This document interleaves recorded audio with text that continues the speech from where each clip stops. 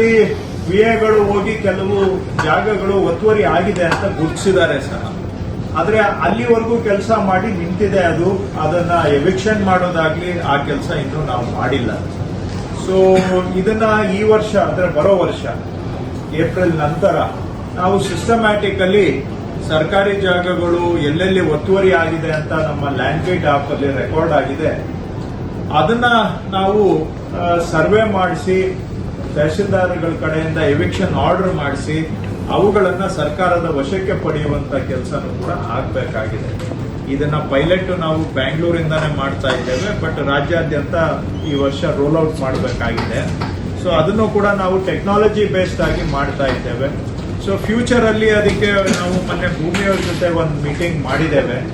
ಏನಾದರೂ ಅಲ್ಲಿ land usage ಅಲ್ಲಿ ಈ ಯಾವುದು ಸರ್ಕಾರಿ ಜಾಗ ಇದೆ ಅದರಲ್ಲಿ ಲ್ಯಾಂಡ್ ಯೂಸೇಜ್ ಅಲ್ಲಿ ಏನೇ ಬದಲಾವಣೆ ಕಂಡು ಬಂದ್ರೆ ಸ್ಯಾಟಲೈಟ್ ಇಮೇಜರಿ ಮುಖಾಂತರನೇ ಡಿಟೆಕ್ಟ್ ಆಗಬೇಕು.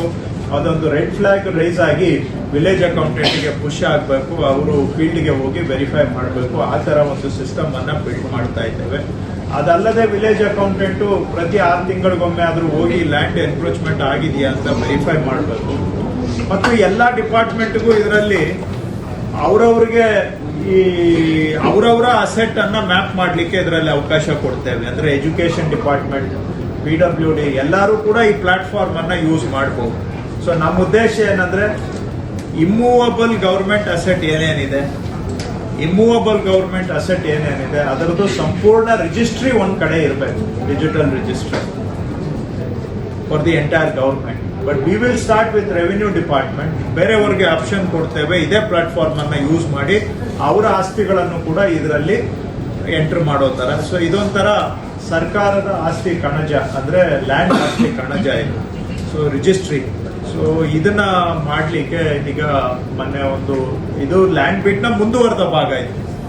ಲ್ಯಾಂಡ್ ಬೀಟ್ ಮಾಡಿ ಒಂದ್ ಲೆವೆಲ್ಗೆ ತಗೊಂಡ್ ಬಂದ್ವಿ. ಅದಾದ್ಮೇಲೆ ಬೇರೆ ವರ್ಕ್ ಲೋಡ್ ಫೀಲ್ಡ್ ಲೆವೆಲ್ ಅಲ್ಲಿ ಇದ್ದಿದ್ರಿಂದ ಇದನ್ನ ಸ್ವಲ್ಪ ವೆಯ್ಟ್ ಮಾಡ್ಲಿ ಅಂತ ಹಿಂದಕ್ಕೆ ಹಾಕಿದ್ವಿ ವೆಯ್ಟಿಂಗ್ ಬೆಂಚ್ಗೆ. ಈಗ ಬೇರೆ ಬೇರೆ ಕೆಲಸಗಳು ಪ್ರೋಗ್ರೆಸ್ ಆಗಿರೋದ್ರಿಂದ ಜಮಾಬಂದಿನೂ ಅಷ್ಟೇ ಇವತ್ತಲ್ಲ, ನಾವು 2 ವರ್ಷ ಹಿಂದೆನೆ ಯೋಚನೆ ಮಾಡಿದ್ವಿ. ಆದ್ರೆ ಬೇರೆ ವರ್ಕ್ ಇರೋದ್ರಿಂದ ಇದನ್ನ ನಾವು ಮಿಷನ್ ಮೋಡ್ ಅಲ್ಲಿ ತಗೊಂಡಿರ್ಲಿಲ್ಲ. ಸೊ